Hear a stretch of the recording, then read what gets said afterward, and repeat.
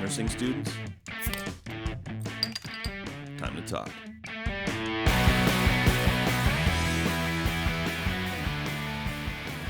Welcome to the Real Talk School of Nursing podcast. I'm your good and faithful host, Michael Smith. Thank you for continuing to subscribe to the show. You can write into the show at realtalknursing@gmail.com or use Facebook Messenger or contact us through Instagram or Twitter to share your experiences, ask questions, and give feedback. Thanks for supporting our friends, affiliates, and sponsors. And thank you to everyone who started following us on Instagram, Twitter, and Facebook. More listeners means more and better shows. Make sure to share the episode with classmates and especially underclassmen and cohorts. Let's give a hand up to those who are coming behind us. Welcome to this community of fun, engaged, and supportive nursing students and nurses. Don't forget to reach out and tell us if you have any announcements for graduations, good grades, difficult tests, friends you want to help congratulate, and your announcement will be featured on the show. If you like the show, the Real Talk School of Nursing podcast is available on iTunes, Google Play, iHeartRadio, Libsyn Web Player, Stitcher, YouTube, Spotify, and SoundCloud. So, go to wherever you download podcasts, subscribe, rate us, review us, right into the show, and smash that subscribe button. Remember to leave only 5-star reviews because that's the only ratings that count to get us noticed by more nursing students. Welcome to Season 4 of the Real Talk School of Nursing podcast, episode number 1. Stay tuned until the very end of this episode to find out what the big surprise is. I've been working on it a long time and I'm really happy to share it with you, so stay tuned until the very end. With that, let's get going.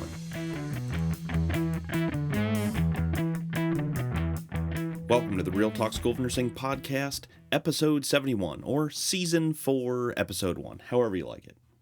So, if you are new to the show, we do 3 different segments, and that's to follow the generic path that every nursing student pretty much goes through in order to, in their nursing journey.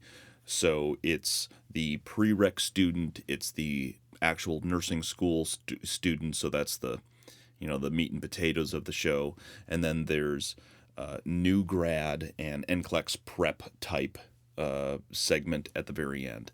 So I try to follow each one of those pillars of the nursing school journey and try to address issues that pertain to each one of those individual people at each of those stages. So each one of the so people who are in those stages have something to listen to and something to look forward to, and they can go back and listen to things, as they progress through their nursing school journey. I still do a lot of listening to other recordings, and I go back and review notes from earlier shows where I'm reviewing things, and that kind of helps me remember where I was at the time, at X time. And I think that's really helpful, or at least it's helpful for me to have that to look backwards to. So I'm hoping that if you are new to the Real Talk School of Nursing podcast, you download not all of the episodes. You could download all of the episodes, but you could go back and listen to them. And I try to put an outline. So if you look at the description of the show, you should be able to find individual subjects within the show to help you remember what was said when. And so you can go back and you can re-listen to past podcasts in order to recapture some of the things that maybe you missed when you were in prereqs, but now you're in nursing school, and so you can revisit those things. And I will probably, over the course of the next year, I will probably continue to revisit some of those subjects. The thing about the podcast and the thing about nursing school is that the audience is continually churning over. So people, after they're in prereqs, and then in basically 2 years, they're taking their NCLEX and they're leaving. And I really don't expect people to stick around. I'd be very honored if people kept listening after they graduate, after they, after they're out of their first year of nursing. but I don't really expect that. And part of that too is I'm following the same journey, so there's a lot of relevancy, and it's a good way, I think, sometimes for me to feel like to make me feel like I'm able to kind of process what's going on too. So it's healthy, it's a good, healthy thing for me. I talk about it instead of, having 12 beers at the end of every bad shift or something like that. I can kind of help process this. And so I think I hope that it's valuable for people who are still in their first year of nursing. And I hope that in the process of school and in the process of doing all of this, I can look back and share some experience and maybe a little bit of wisdom, what little I was able to acquire in my prereqs and stuff like that. And again, I think about these problems all the time, and I'm reading what other people are going through, and people write in, and I try to make advice, or I try to think about things and use, again, evidence-based practice. So I try to use what information is actually out there in order to answer questions. So I'm hoping that the show is valuable to you. I hope the show is valuable to people in that they can continually be renewed and continually go back, and there's a timelessness to what's going on within the podcast. So one of the issues that came up for prereq students is there was a person who was looking specifically and trying to make a decision between an LPN, RN, or just going straight for their BSN. So I tried to break it down in a couple of different ways. And the first way I try to do it is I'm just going to use my state as a benchmark. As far as like average incomes go for that, within the United States, my state is in the upper third of the country for average nursing income, according to the Bureau of Labor Statistics, or BLS. But using my state as a benchmark, the average LPN program costs $10,000 to $12,000, and these programs take 12 to 16 months, according to several schools. According to several schools, and according to the BLS, the average starting income was about $20 to $22 an hour. But I think there's a problem. The LPN, in my opinion, has a decreasing role in healthcare. And for an example, we had LPNs in the ER that I worked at as I was going through school for years, and then they just hired EMTs instead and increased the RN staff by a couple. So they shelved all the LPNs and didn't hire any. And I'm not really, to be honest, I'm not really sure if at that regional hospital that I used to work at, if there's any LPNs who work there at all, unless they are just in the clinic part, not in the actual hospital, but in the clinic. So I think there's some at the clinic, but I think that's obviously that's not in a med-surg type unit. That's basically just clinic work, and I don't mean just clinic work. Don't get all wrapped up around that. But we had LPNs in the ER for years, and then they just hired EMTs and increased the RN staff by a couple. And that means that, and part of the reason they did this is because, an LPN can't do certain things in critical situations. LPNs are for stable patients, that kind of thing. And so if there is a critical care function that needs to happen, an LPN would basically have to go get an RN. And so that's not very convenient, and that doesn't provide good care for somebody who needs it now instead of in 5 minutes when another nurse is available. So I know, like, some states still have LPNs in the ER. I know it happens. Every state is a little bit different. So, use your experience, take this evidence that I'm presenting, with a grain of salt in that some states may be different, but I think that's the direction that things are going. but it looks like the majority of those positions are kind of going away, and that's really where I see the profession going. The same thing is happening in many places around the U.S., and from my perspective, the LPN license will eventually be phased out in favor of a basic RN, just as the BSN degree is being favored over an associate's degree nurse, so an ADN or the basic RN, however you want to say it.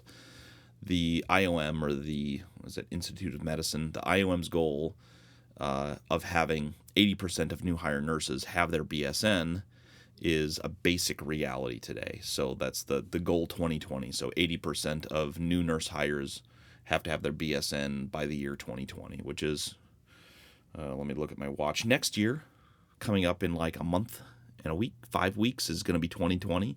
So that's the basic reality of today.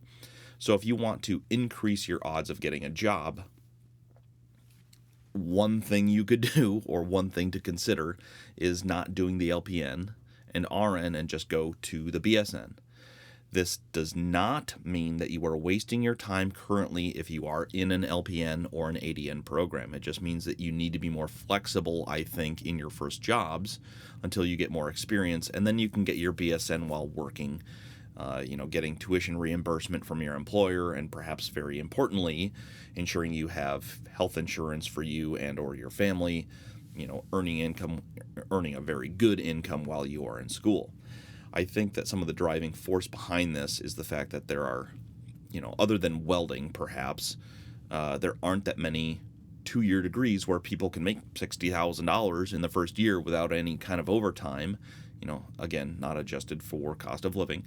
So hospitals increase their minimum job requirements to be more in line with other careers that require a bachelor's degree for the level of income and responsibility their employers earn. And to be honest, I think with the increasing acuity that even a basic med-surg unit sees, more education just kind of needs to be there. It's kind of one of those things where it's going to happen. It's got to happen. So it's and part of the driving force, I think, behind the IOM was there was a statistic in the study that they quote a lot, and it's there's a statistically significant decrease in medical errors or in functions that nurses fulfill when they are when they have a bachelor's degree, if they're bachelor's prepared nurses versus associate's degree prepared nurses. So in order to help decrease that, they're requiring, or that's one of the driving factors behind wanting to go to full-time BSN nurses and kind of getting away from that ADN. Part of the other factor I think that plays into this is the quote-unquote nursing shortage. And to be honest, I kind of feel like some of this is manufactured. What better way to ensure that someone with a 2-year degree can earn a very high level of income compared to every other profession with similar education level than to ensure that there is a greater demand for nurses than there is a supply of nurses. It's basic economics, right? So when labor is in high supply and jobs are in low supply, the cost of labor goes down. In order to gain employment, people will say, I'll do that job for less than that person. So if you're thinking of hiring that person, then they'll do it for $31 an hour. If you hire me, I'll do it for $29. And that's because many people are competing for a single job. And so pay rates go down.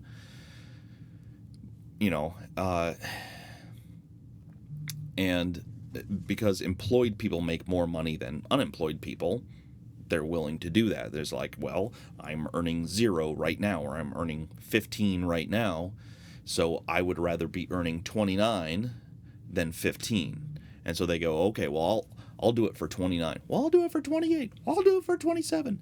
And then they'll eventually just go, okay, they're not going to go lower than 25, so whoever says they'll do it for $25 an hour, that's what happens.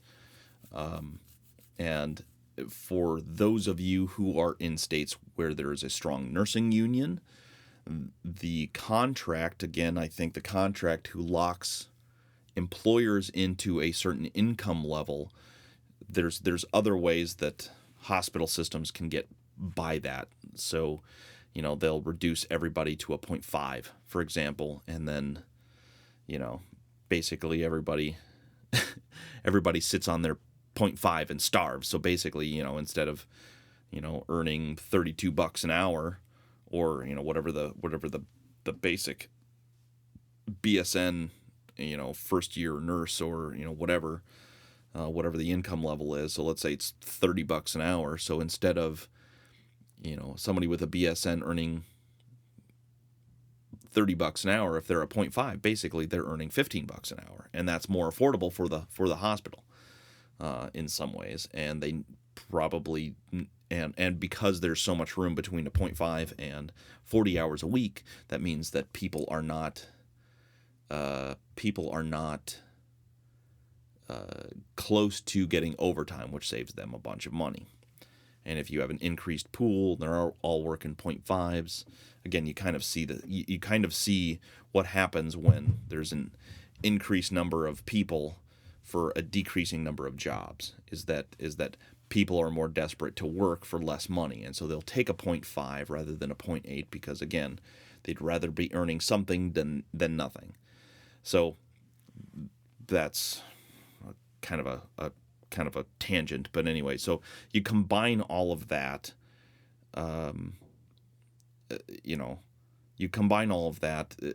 where if you compare it to how things are kind of now, when there are more jobs than job seekers, so the labor pool of new nurses is relatively low compared, because nursing school's hard.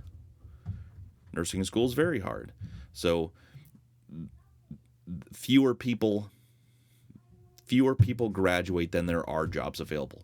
Generically speaking, that's not a hard, fast rule all the way across the United States. I think it's generally accepted that there is a nursing shortage generally.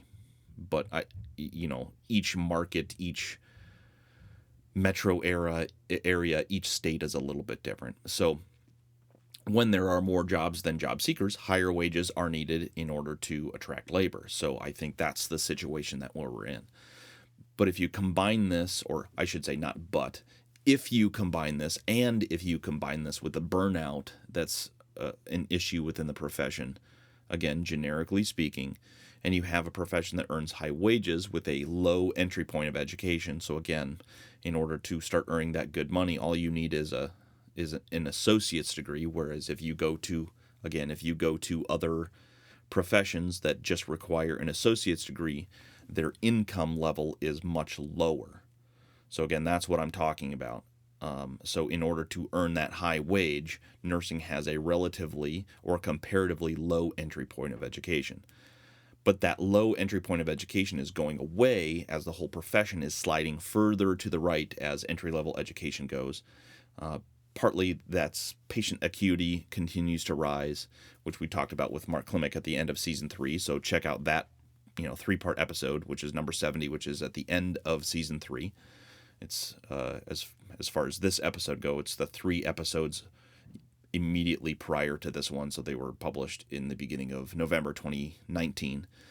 But that means that the basic level of nursing is going away. This might mean that wages will go up, but it also might mean that there's a demand for higher education again in the future. So, for example, 15, 20 years ago, a BSN was something very special. Today, it's almost rare that a nurse with their basic RN, so someone who has their associate's degree, isn't going to school for their BSN while working.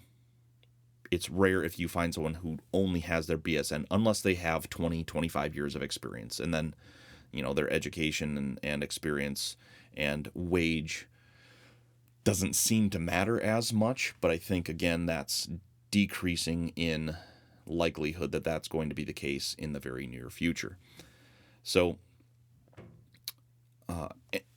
in addition, there's an increase in the number of entry-level MSN programs, for example, and I think that serves as kind of evidence that that's the direction things are going. There's an increased number of nurse practitioner programs and DNP programs in order to justify the wage and manage the ever increasingly difficult patient load. More education at the basic level is being demanded, and probably rightfully so.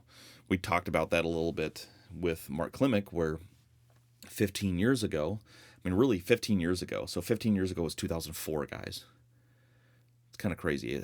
It's a little bit crazy, but so, 15 years ago, it was completely normal for, nurses to be able to basically do anything on a med-surg unit because you had generically very healthy people who were in med-surg units. Again, that doesn't mean that 15 years ago nursing was easy. It wasn't. I think there was probably an increased number of patients that a nurse had to take care of, but the acuity of patients continues to rise, and so things that patients would be hospitalized for 15 or 20 years ago is done on an outpatient basis. The increasing acuity things that I take care of just in an ER on an ER level is something that might have been taken care of in an ICU, and we send people home where they would be admitted to the hospital and stay for several days, less than 2 decades ago. So let's talk about numbers for a little bit. Let's take a little break, and then let's talk about numbers from CNA to a BSN, because I put together this whole chart, and I'll go through that after we come back from this break. But let's come back and let's talk about numbers, because I think that's a very relevant point to what we're talking about. So let's go do that. We'll take a little break. Let's hear from Coletta Hewitt, and let's hear about her book, The Pie Letters.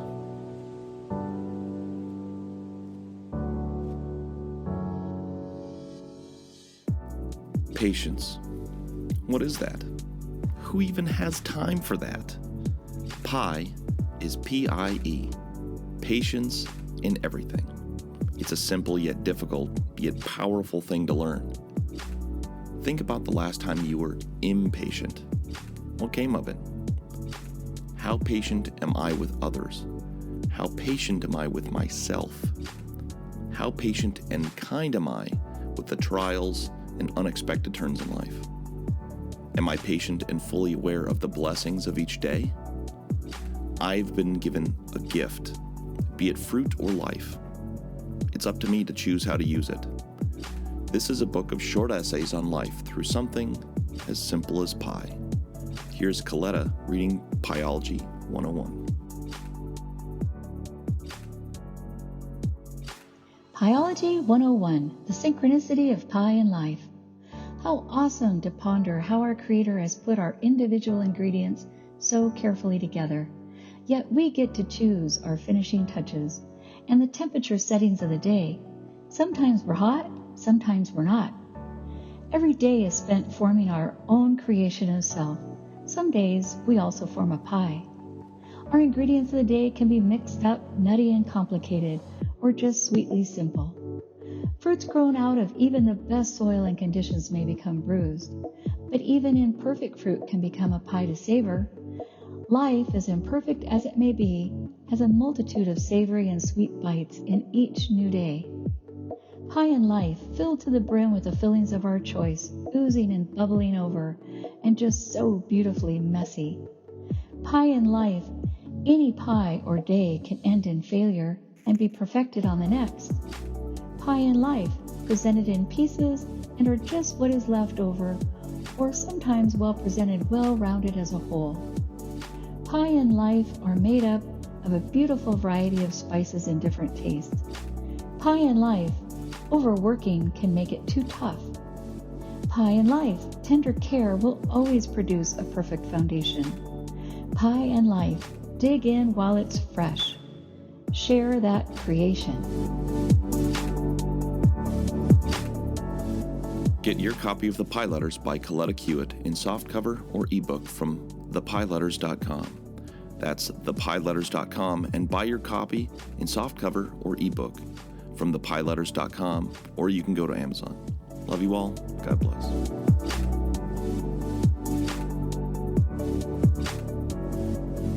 You're listening to the Real Talk School of Nursing podcast. All right, so welcome back. We're talking about what a possible, or what someone would think about, or things that someone would need to think about if they're prereqs. So they're looking at an LPN program, an RN program, and a BSN program. And so now we're going to talk about some of the numbers. And so I'm going to go through some of the numbers. And again, these are generic. They might be more, a little bit more, or a little bit less in your area, in your state. But this is generically true. I looked at several different markets and tried to find a happy medium between all of them. And so let's talk about let's go from a CNA all the way to a BSN. So a CNA program takes about 4 weeks. You can get them faster. I've seen, weekend courses or whatever. So basically you're just there for 24 hours over the course of a weekend and then test out at the end of the second day. It costs about $500. But I've also seen the ones where you take classes for about 4 weeks. Again, $500. You take your little, you take the little test thing at the end, and you're done. And so you then are a CNA. But again, using my state as a benchmark, they earn between $10 and $12 per hour. So again, it's a low education threshold that you have to cross. 4 to 6 weeks, 2 to 4 weeks, or even a weekend to 4 weeks is a pretty low bar. And $500, if that's what you have to do in order to get your foot in the door, in order to work in a hospital where then you're an employee and then you get a little bit of employee preference when it comes to jobs that are getting posted, that is a great way to do it. So I'm not taking anything away from people who go out and get their CNA. Don't think that is being a CNA is a perfectly logical, perfectly normal and good thing to do. I'm not taking that away from anybody. But again, using my state as a benchmark, they earn between 12 and 10 and $12 an hour. An EMT program, and this is nationally, takes between 12 and 16 weeks because of the level of knowledge that's needed, and then because there's a national test, so there's the NREMT test at the very end, which is another computer adaptive test. So it's very much like the NCLEX. But an EMT program is going to take you 12 to 16 weeks unless you self-pace and you get through it faster or slower. And they cost about $1,500 is what I've seen. And that's kind of a middle-of-the-road average benchmark. So they cost about $1,500, and you earn between $17 and $25 per hour. Again, it depends on where you are, and it depends on, if you're working nights and all that kind of other stuff. So $17 to $25 an hour. And again, that's a fairly low threshold for education. It's a fairly low cost threshold, but there is a significant pay increase for a very short increase in education.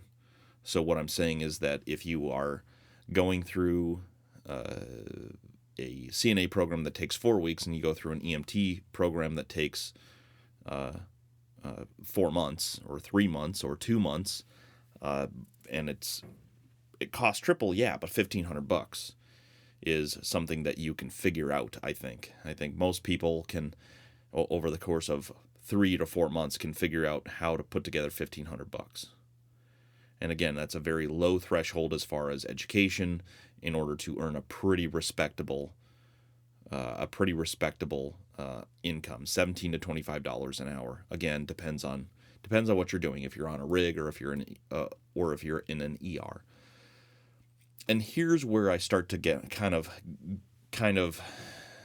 dislike the options. So an LPN program takes between 12 and 16 months.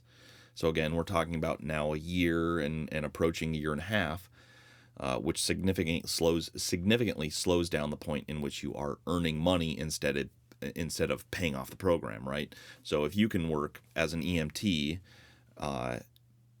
after 16 weeks, and you have to wait another, or 12 or 16 weeks, you have to wait another 40 in order to start working after completing your LPN program. So if everybody's starting at 0, you kind of see what I'm saying. So if we all start on day 0, and at the end of month 3, you can start working as an EMT, whereas an LPN at the end of month 12 is when you can start working as an LPN. That is a significant amount of time difference between an EMT and an LPN, where an EMT is earning money and an LPN is still spending money on their education. And the problem with that I see it, is that the way that I see it, again, according to my state averages, and then contacting a few schools while putting this all together, LPNs are earning between $22 and $25 an hour. So not a significant increase of wage over an EMT. Again, in my state, I'm using my state as a benchmark, but looking through others to make sure that mine's not an outlier in that sense. So that's kind of my dig on the LPN stuff. An RN program, so just a basic associate's degree program, can take between 16 and 24 months. Hardly, much longer than an LPN in some cases. So if you take 12 to 16 months to get an LPN, and again, if everybody started the program the same day, you have an RN and an LPN that could be taking their test pretty much at the same time. So they could be taking the NCLEX PN and then NCLEX RN on the same day, even though they're in 2 different programs for 2 different jobs. So, an RN program, generically speaking, is not that much longer than an LPN program. But again, in my state, using that as a benchmark, they started about $31 per hour, which is a huge, that's $10 an hour. $10 an hour is humongous. That is a lot of money that you're sacrificing by being an LPN versus just going to your RN. I'm getting ahead of myself I'm getting ahead of myself a little bit for the analysis of these numbers, but that's the direction that I'm kind of taking the argument. But that's an acute care. So if we're talking about RNs who are working at a nursing home or a long-term care facility or something like that versus an acute care facility like a hospital or a clinic or something like that, that's where the numbers are coming from. I think there's an argument to be made that the RN degree will soon be will be much like LPNs. Again, we talked about it a little bit earlier in the before the commercial. I think RN degree is going to be much like the LPN degree is, kind of going away, where the majority of LPNs today are working in nursing homes and long-term care facilities. I think that's the push. Honestly, I think that's where education is pushing the career path. I think that's where the profession is getting pushed, both by hospital systems and by education. The big cheeses in the profession. So I think that's where things are going. And I think LPNs who work at a nursing home or a long-term care facility are, generically speaking, earning lower wages than if they were in an acute care facility. But if you can, again, in my state and in the state surrounding mine, LPNs working in an acute care setting other than clinics are becoming more rare. And then finally, let's take a look at the BSN program. A BSN program can take, again, depending on the level of education that you have before starting the program, 16 to 48 months. And though it starts you at about $33 per hour, which is hardly more than an associate's degree nurse, more jobs are demanding the higher degree. So in other words, they're saying, requires a bachelor's degree or bachelor's degree preferred. So if you have an RN and you are going up against someone, you're competing for a job with someone who has their BSN, you're not even probably going to be considered for it, again, all other things being equal between you and a competitor for a job. So there's that.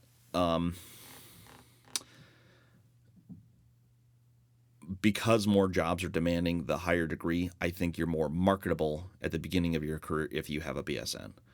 But additionally, for jobs where you have an increased level of responsibility, a BSN is either preferred or will be required. And I think that's going to happen sooner than we really think it is. So when I plug all of these numbers into an Excel spreadsheet, and if you didn't know already, I love Excel spreadsheet, and I love being able to use a systematic and quantifiable approach to solve problems like this. So I like to see all the numbers lined up. So I kind of go, okay, well, what's the hourly wage? How many weeks is the program? What's the cost of the program? And then from there, I just say, okay, well, everything else is the same. So I'm trying to compare apples to apples. So I put everybody in, okay, well, for a work agreement, what's the number of hours per week, and then what's the annual earnings, and then I subtract the cost of the program from the annual earnings, and and it's just to make the numbers work. So I'm trying to make it as much of an apples to apples comparison as I can.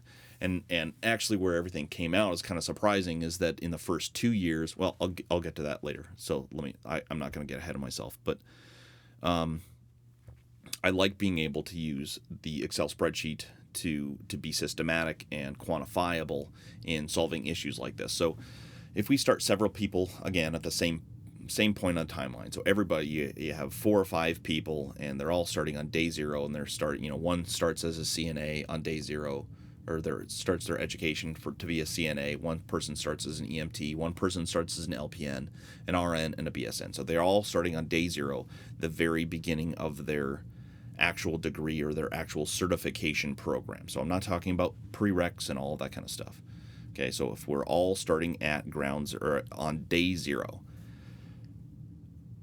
you actually earn more money as an EMT than as an LPN, in the first 2 years. Part of that is due to the short amount of time it takes to start working as an EMT or an ED tech like I was. After 2 years, it really doesn't matter because you're probably, if you're on this course, you're going to be working as a nurse at some point soon after that anyway. So they're like, well, you earn more in your 4th year as an LPN than you do in your 4th year as an EMT. It's like, well, yeah, but if you are going for your RN, you're probably not going to be working as an EMT for 4 years, so you're never going to get to that point anyway. So I'm not really sure that that's like it seems like kind of a moot point, doesn't it, right? Okay. So in the first 2 years, working as an EMT or ED tech makes you more money than if you were completing your LPN and then working that first year, again, using the same start point in the timeline. And again, yes, if we start getting into year 3 and 5, an LPN obviously earns more on average. But the question becomes, after putting the LPN or EMT question to bed, which is better, an RN or a BSN? And my answer is, kind of depends. Are you doing an RN and jumping immediately into a BSN program? So let's say you get your RN and then you take your NCLEX and then you start applying for jobs. You can go into that job interview and say, I am currently in a BSN program. And a lot of employers will look at that and say, okay, for the purposes of hiring someone, we are going to consider them as a BSN, even though you're not complete with it. And I know that to be true in at least 2 surrounding states, or 2 states surrounding my own state, including my state. So 3 states, I know that to be the case through certain points of contact that I have.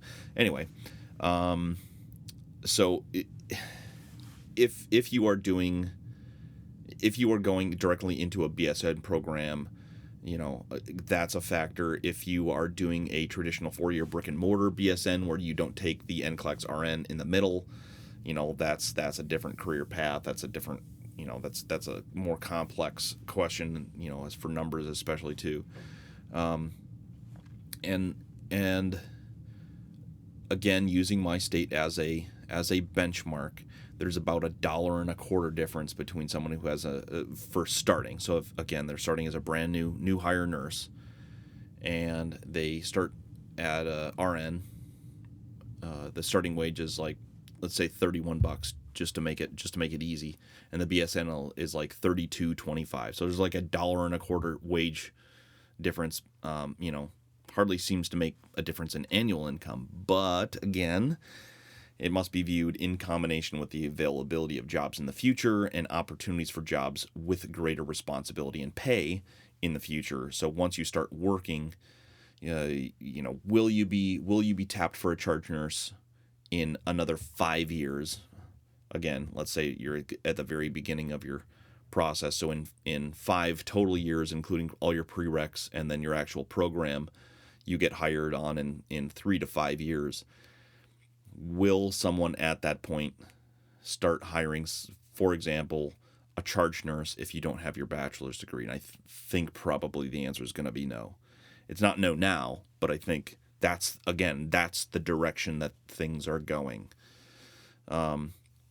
So we have to view it in combination with the availability of jobs in the future and opportunities for jobs with greater responsibility and pay in the future as well. So I think that's where the BSN, it doesn't matter what's happening on the hourly wage thing. I think it's the trajectory and the potential jobs that you could have in the future, where if you have a basic RN and you're working in an acute care setting, your trajectory is pretty fixed. It doesn't seem like I think even for just a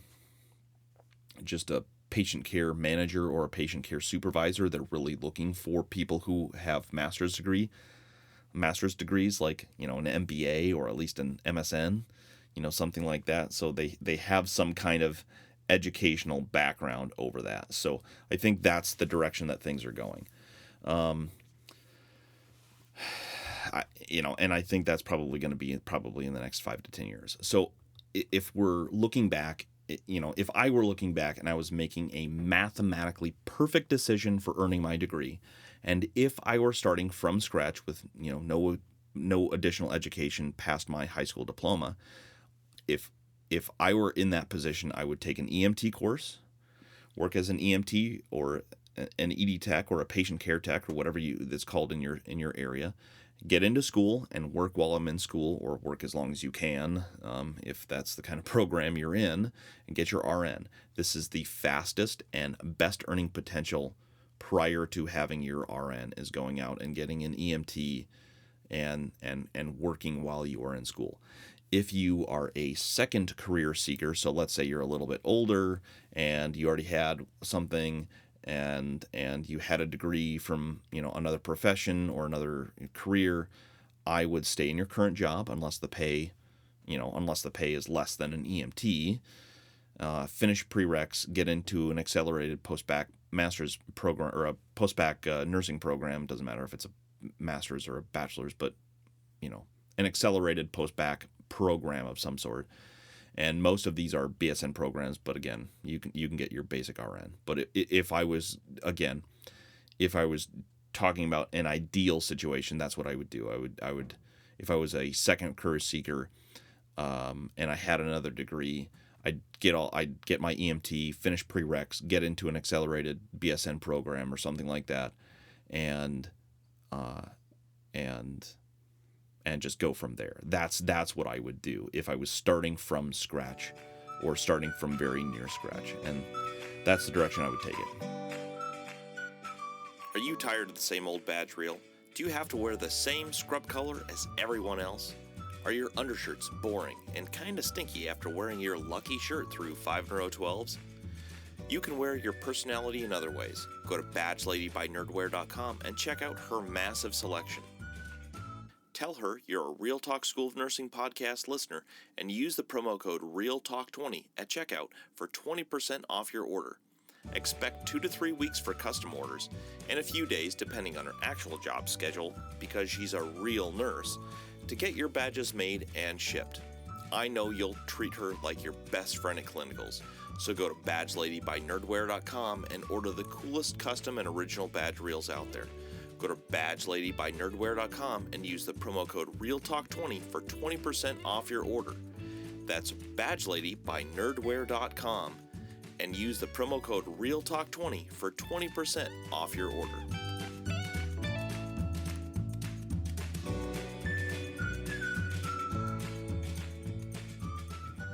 Well, welcome back, everybody. It's Thanksgiving today.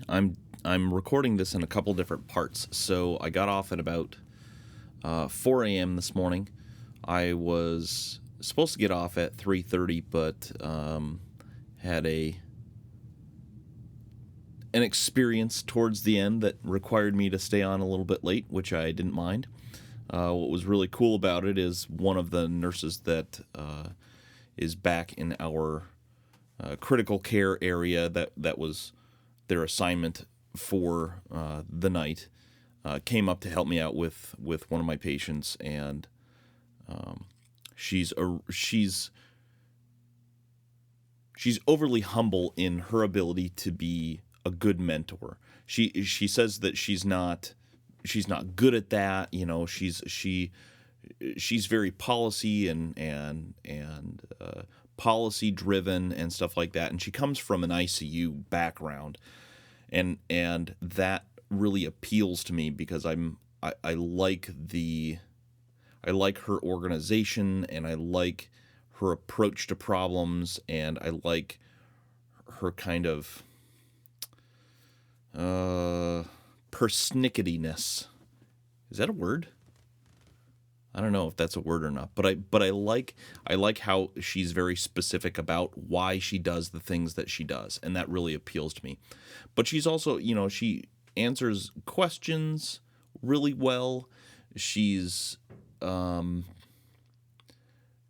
of the things that's really good about being around this specific nurse as still a new grad, still within a year of being in the ER, is that she doesn't seem to mind questions where I don't already know the answer. And there are other nurses on my floor who, and I don't think it's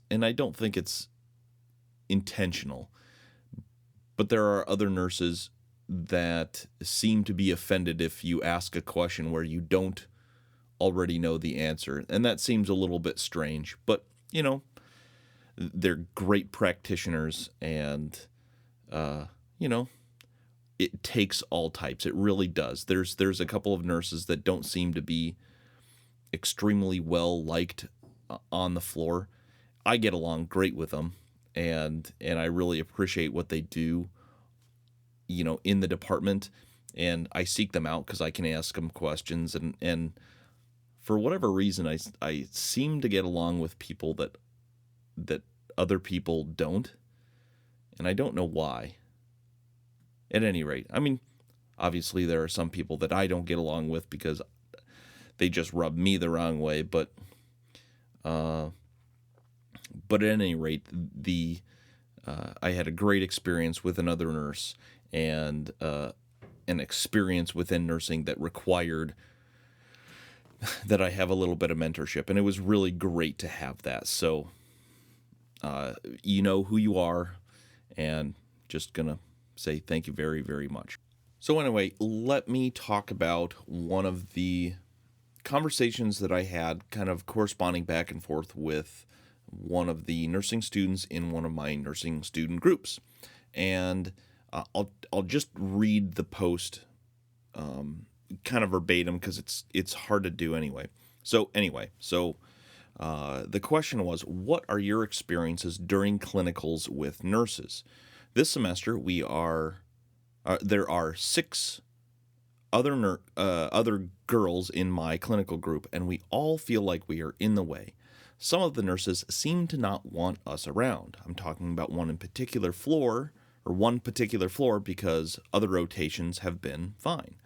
And we seem to bother them. We are not really being shown what to do, and it's frustrating because we are there to learn. It kind of makes me wonder why. They were student nurses at one point, and they seem to forget that. We are scared and intimidated, and I don't want to do the wrong thing, but right now we don't do much. And the other day, 4 of us were just sitting there being ignored, even after asking if they wanted us to go to other patients with them to help out. I'm just not sure what to make of it. And so I can certainly understand the frustration of that. It wasn't something that I experienced, and if there were any nurses that felt like nursing students were in the way, I think the force of my personality kind of squashed that, because number one, I wanted to be very helpful, and number two, there were a lot of things I think that I did where I just kind of forged ahead, and I just said, yep, I'm going to do this. So, nobody had to ask me to, run vital signs on the patient every 30 minutes. Nobody had to ask me to change the patient or to turn the patient every 2 hours, or to reposition them every 2 hours. Nobody had to ask me to check on meds. Nobody had to do all this kind of stuff. A lot of times with the patient that I was assigned, I would go to the nurse and be like, hey, I'm doing this. And I would just say, I would inform them that this is what I'm doing. It says, I'm doing this. Do you want to be there to see this? Or can you help me with this? This is what I'm doing. And so I was taking a much more proactive role than just saying, hey, can we follow you to your other patients? A lot of times I just did that anyway. Or I would just, the nurse mentors that we had on the floor, I think understood that we had other projects and other information that we had to gather on 1 or 2 specific patients. And so we got kind of a break with the other, 3 to 6 or 3 to 5 patients that particular nurse had at the time. But it was, but I think it was necessary in order to make sure that we were doing, or that I wasn't just sitting around and doing, and not doing anything, to just be like, yep, I'm going to go over here. Or I just, the call light would go off and I wouldn't wait for the nurse. I'd just go. But beyond that, sometimes, if you're talking about just a single floor where this is happening, I think that's probably a culture problem. And I don't want to make excuses for a lack of stewardship on their part. Being a nurse is really hard, and there's usually not enough time in a shift to get everything done correctly, even when, things go smoothly.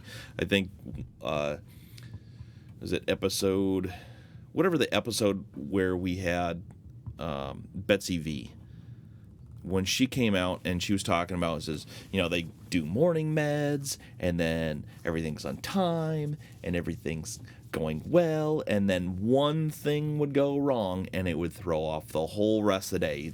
They'd spend the whole rest of the day just trying to keep up, and that's just on a normal med-surg floor. So even when things go correctly, everything and everything's going smoothly, it can be a nurse who has 4 patients who are very sick. I think there's a lot to be said. There's a lot to be said for how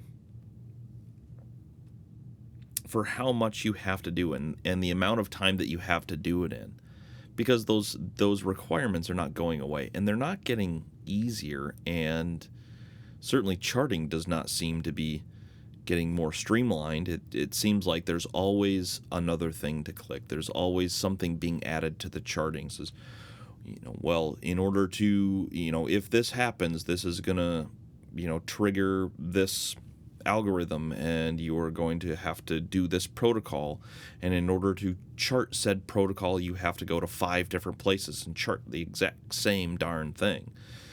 So even when things are going smoothly or routinely, there's a lot to do in a single day, and that can be really tough. And again, I'm not trying to make excuses for the lack of stewardship that you seem to be experiencing, but the job of being a nurse is very difficult. And then adding a student who can't drop certain medications. For example, we weren't allowed to do any. I could go to the Omnicell or the Pyxis, whatever the system was that we had for that particular hospital system. I could go and get basically everything, but anything to do with pain. So any pain medication whatsoever, I was not allowed to get out of the Omnicell. I didn't have that authorization while in clinicals. And then what's really funny is that once I got to the preceptorship and I was in a different hospital system, I wasn't allowed to draw up any medications at all. And that just became, something else that I had to manage. It was just, it was another thing to manage. So, adding a student into the situation who can't drop certain meds or can't drop any medication at all, and then has to have every medication administration watched or signed on second. Like you might not be able to hang fluids in a pump. You could probably gravity, do some, a gravity liter of fluids just fine, and there'd probably be no problem with that as long as you're scrubbing the hubs. And but if you have to program a pump, you may not be allowed to do that. Again, I don't want you to take it as anything other than the stress of being a nurse is difficult to deal with, and some floors and some hospitals handle it differently. I think there are many teaching hospitals that students being around is normal and good, and that's just part of it. And there might be other floors or other hospital systems where that's not as much of a focus. They're not a teaching hospital or whatever it is. I think the worst thing that you could do is take it personally. Just keep doing the right thing. Get what you can out of the experience. Go into the charts and really dig into the patients who have been there for a while and have long lab trending history. Superimpose lab values onto a chart over each other and see the relationships between them. What's the relationship between potassium and magnesium and all that kind of stuff. Superimpose all that stuff. You can kind of do your own little research project while you're doing it, because you do have care. You are responsible for care over at least one patient, right? So get to know that patient really well, and then put that in your care plan and wow your instructors.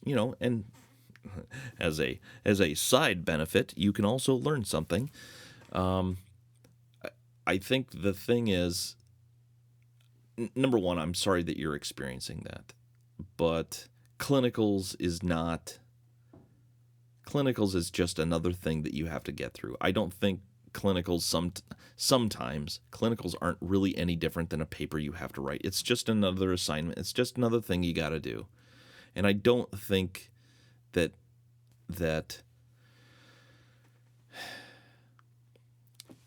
in the interview with Mark Klimek the other week, he talked about the gap between what a hospital system expects you to be able to do and the things that the hospital actually allows you to do as a student nurse. And there is a gap there.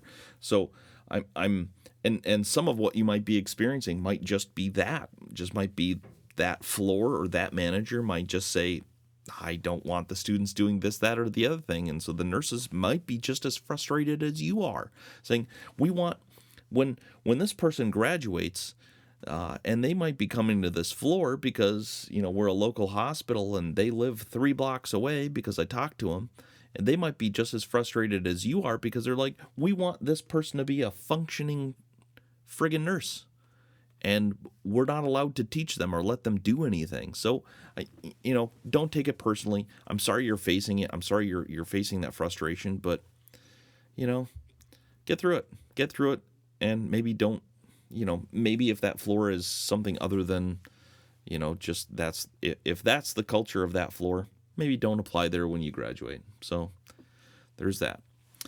Okay, so the second thing for nursing school, the nursing school segment, is a post that I read from Ask a Nursing Student Facebook group, and I got permission from Pearmoo, Pearmoo. I don't know. That's their screen name. So I asked if I could post this because there's, in a lot of ways, it kind of just seemed like I wrote it, but I agreed with so much of the sentiment that was posted that I was just like, can I just take this and just read it? So I'm not the only person who is saying some of these things, and they agreed, and so, thank you very much. Okay, so this is, I'm just going to, again, read it verbatim. So, I'm quoting now. I'm not an expert in this, but I want to share how I manage school and work, averaging 40 to 55 hours together. I had a lot of anxiety before school started, but it seems manageable now. Here are some tips that work for me. It may not work for you, but I hope you find them helpful. Number 1, nursing school is not hard, but it's very demanding. Gosh, I could have written that sentence myself. You don't have to be a genius, but you do need hard work. First thing first, you have to believe that you can do it. If you keep telling yourself, it's hard, I can't, you're more likely to get discouraged and give up. Instead, set a positive attitude from day one. You work hard and you're smart enough to get into the program, you just have to believe in yourself. Number 2, be confident. That means be comfortable with applying critical thinking skills. Not only do you have to be confident in executing your process with supervision, of course, but also be confident to ask questions. And just as an aside, that is an incredibly valuable skill as a nurse as well. No one is judging you except for yourself. I ask a lot of stupid questions when I am with my clinical instructor, and be confident to ask for help. That's part of the therapeutic communication. Number 3, know your support and allies. You're going to develop some relationships with people in your program. Study with them and share your hardship. I was able to find a lot of spiritual support for my cohort when I found out many of them work full-time. And find people who will encourage you. A lot of my non-nursing friends understand how busy I am, so they don't try to bother me. Make sure your family understands you, and they won't complain about you not showing up at certain events or gatherings. Number 4, time management. Time management is your best friend. You need to manage your time. Set a schedule and to read regularly and consistently. If you slack for 1 week, you can get behind. So make sure you're on top of your readings weekly. Number 5, self-care. Just because studying is important doesn't mean that you have to give up on taking good care of yourself. Continue to go to the gym. Do small things to keep you going. I've seen people get too stressed and drop out. Make sure you're taking good care of yourself physically, emotionally, and spiritually. Again, I could have written that paragraph, and it's one of the reasons that I asked her if I could read this. So number 6, identify your learning method. I'm a visual learner, so I like to watch YouTube videos on topics that I don't understand. Please don't read your textbook like a novel. Again, did I write this? She must be listening to this podcast a lot to get all this, I think. Or maybe she's just telling the truth. Instead, go through key points. My school has learning objectives that are consistent with the NCLEX requirements. I go through the objectives to make sure that I understand each topic each week as I learn. I copy all of the main points and read them out loud like a maniac. Number 7, take small breaks. Research shows that people don't retain everything they read. Boy, if that's not true. Taking small breaks can help you focus and absorb new materials. I set my alarm to take a 5 to 10 minute break every 60 minutes. I am able to read for 8 or 9 hours straight. What do I do when I take a break? I close my eyes and rest, make some tea, or play with my dogs. Number 8, strategize before your exam. For me, I don't read before the exam. I only review and take practice tests. I don't pull all-nighters. I need my sleep to focus. You will need good time management to read weeks before the exam. Strategize to see what works for you.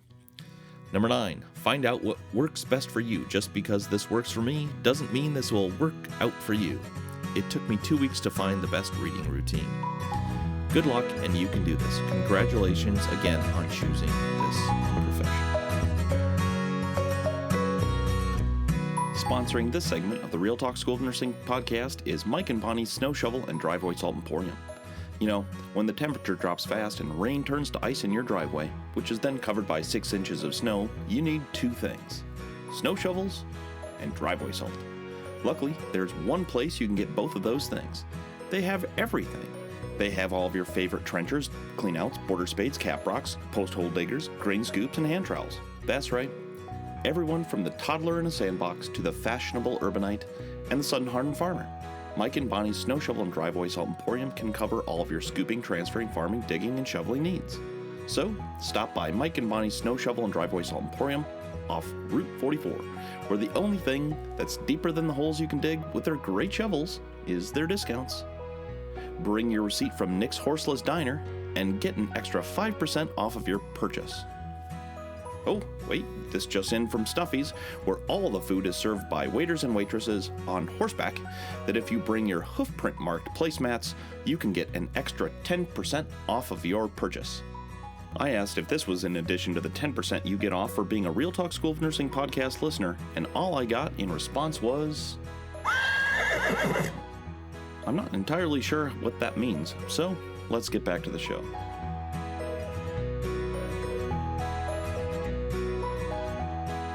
So let's get to the new grad part of the show here. So I was first introduced to the idea of Grades of Fun by Steve Rinella, and he hosts the show called Meat Eater. And I think the episode he talks about Grades of Fun is when he goes hunting in Canada with Joe Rogan and Brian Cullen. And Brian Cullen is a really funny guy. I really like him. And Joe Rogan, of course, is a prolific media type. I don't really even know that you can put him into a box that small. He's everywhere. He's just a prolific guy. But anyway, if you don't know who Joe Rogan is, get out from underneath the nursing rock you are currently being crushed by.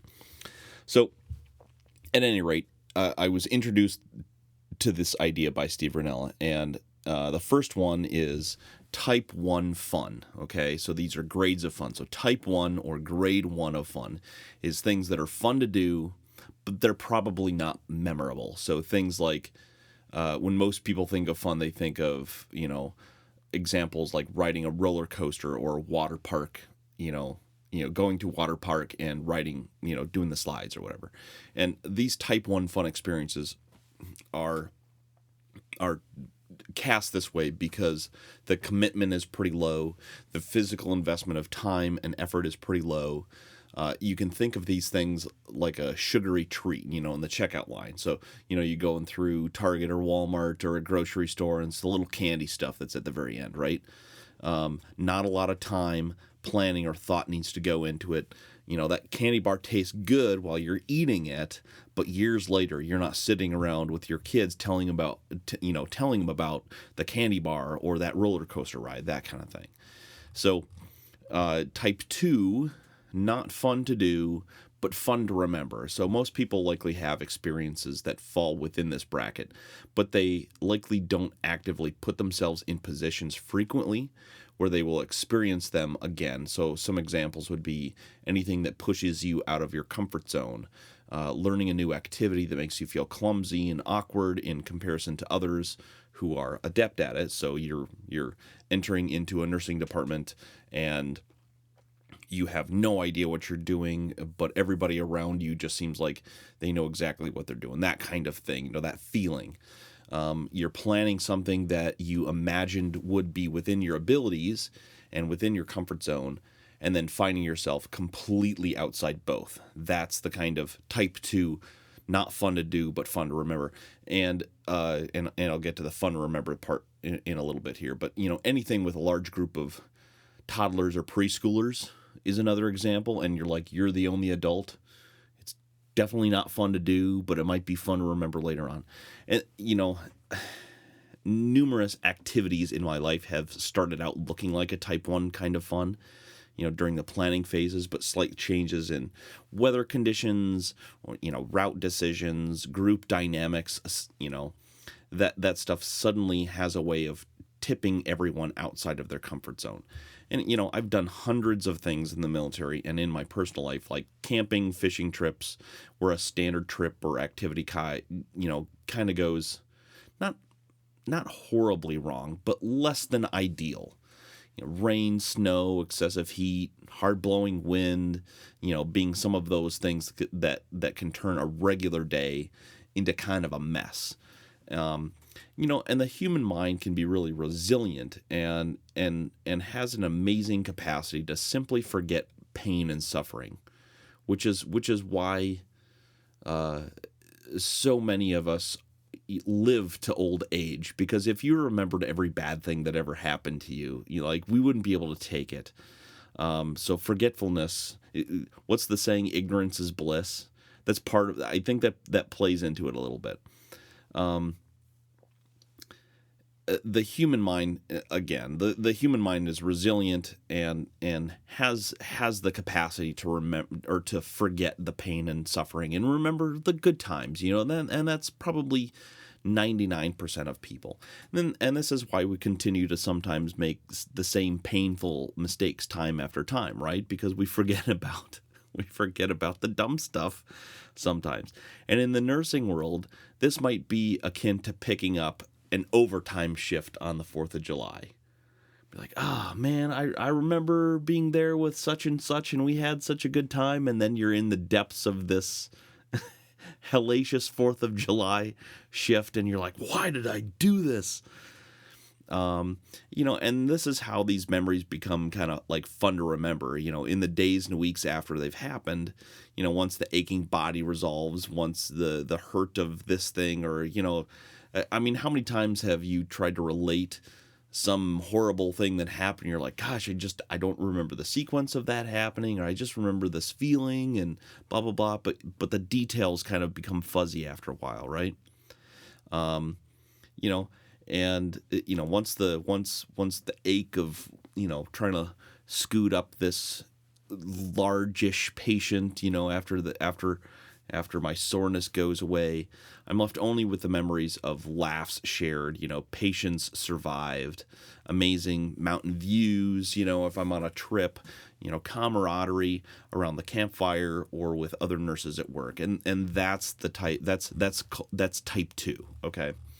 Type 3 are the things that are not fun to do and not really fun to remember, right? Okay, so this kind of thing is pretty much type 2 fun that can take a serious nosedive off the deep end. For some people, a single type 3 trip might not be enough for them to never engage in that activity again, but sometimes that does happen.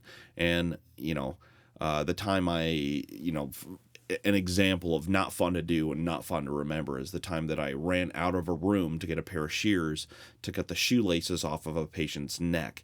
And it's also the reason that I always have shears on me at all times while I'm at work, because it was not fun at the time, and it's not fun to remember, that kind of thing. And it's when, type 3 fun is like when injuries happen, people get seriously lost, or a serious event at work shocks you to your core. All joy is essentially removed and tensions are really high at the time. You question whether or not you're going to make it through that particular instance. And and again, this doesn't have to be like just a quick little thing. And this can be a long-term thing. The military training, for example, is full of this kind of stuff. The reasons that an event or an experience can turn a corner and become type 3 are varied, generally through poor planning or poor judgment. Poor judgment are to blame, combined with changing and challenging unforeseen conditions. And that's kind of the chaos of the ER, for example. But here's the rub, though. These kinds of trips, these kinds of experiences make the best stories around campfires or with friends and coworkers. The fun might not be in the remembering of the trip or in experiencing it, but in actually sharing it with others. And so there's a relief in the knowledge that you survived that ordeal, or you've grown enough from it that you will likely never repeat that thing again. You know, the reason that I always have a pair of shears on me. This is where we build ourselves and grow through adversity. You're stronger now because of the terrible experience. And you might ask yourself, why wouldn't you just stick with type 1 fun? Well, the answer is really simple. Type 1 fun is like sugar. You know, it tastes awesome, but it doesn't do very much for you. You know, try it yourself. Try and engage in type 1 fun for an extended period of time. And the feeling of enjoyment will diminish, over time. And don't get me wrong. I love days at work when every patient I interact with is well within my abilities. I couldn't do that every day. I love the days when I plan a trip, for example, and everything goes according to plan. Mostly it means that there's a good amount of relaxation time for me. That's a plan that goes correctly, is that I get to sit down and relax. And, but a lot of times I need something more than that. You need to risk type 2 fun to grow outside of your comfort zone. And as a person, you need that too. We need to feel fulfilled, not only when you're having fun, but when you're excited and becoming better versions of ourselves. And if you aren't a little apprehensive before engaging in something that you think will be fun, then you're likely not doing something. You're likely doing something that's a type 1 fun. Feeling nervous is a great indicator that we're doing something, where there is an unknown, where we'll be testing ourselves, risking failure, changing your perceptions. Dr. Jordan Peterson talks about this really often when talking about order and chaos. And, the processing in your brain. He talks about watching Olympic gymnasts who are right at the very edge of their control. And when you see them enter into the realm of chaos, that's when they're pushing their bodies and souls beyond what even seems humanly possible. And that's where like gold medals are won, right?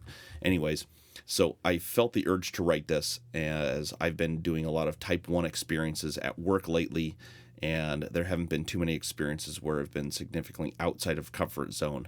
And, I actually wrote notes for this a couple of days ago. Last night was I had like 3 critical care patients like all at the same time. It was just like boom, boom, boom, one right after another. So that's not really I had some type 3 stuff today, which is why I'm still awake instead of just going to sleep, because I couldn't settle back down after I got home from work.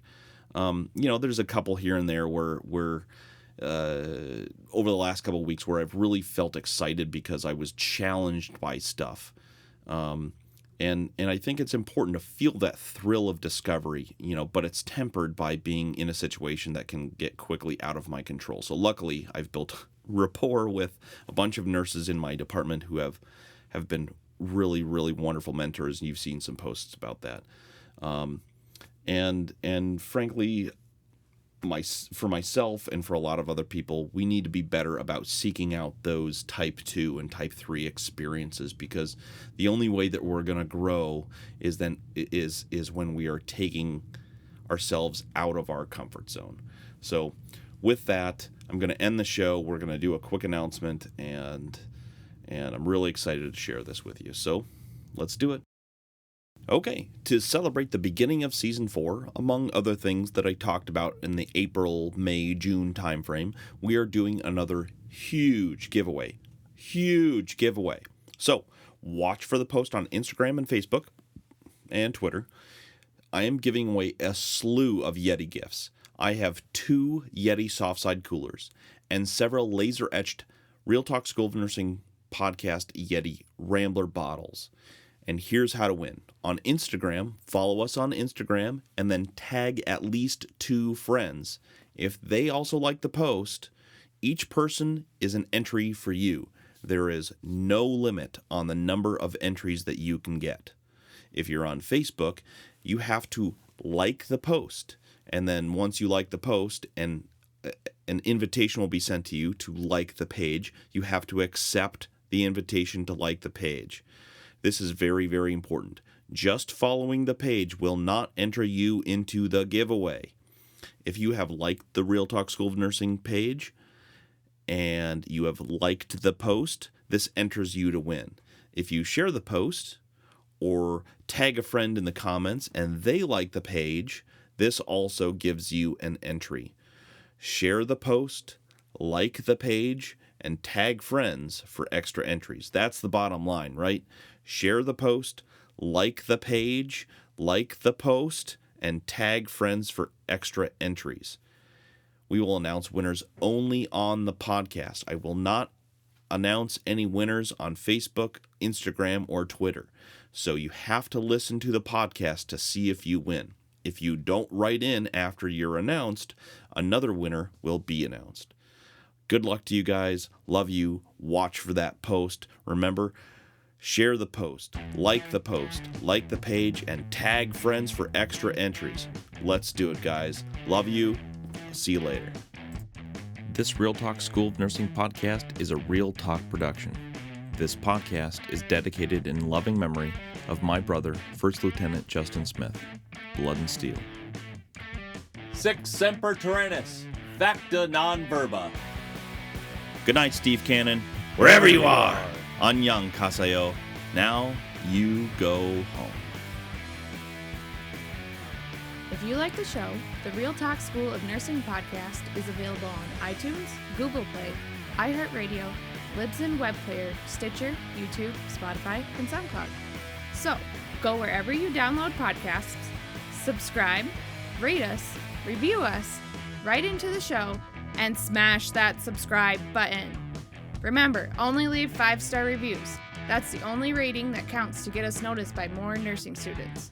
Write into the show at realtalknursing@gmail.com or on Facebook Messenger. You can also join us on Facebook, Twitter, and Instagram.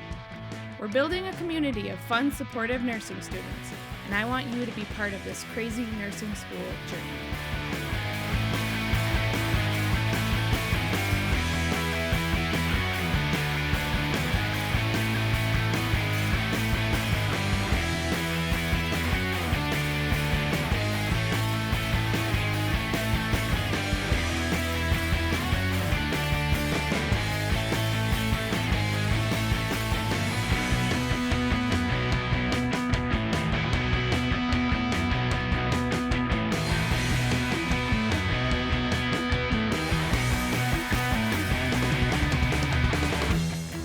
The Real Talk School of Nursing podcast is a holy moly, I can't believe you're still listening to this podcast.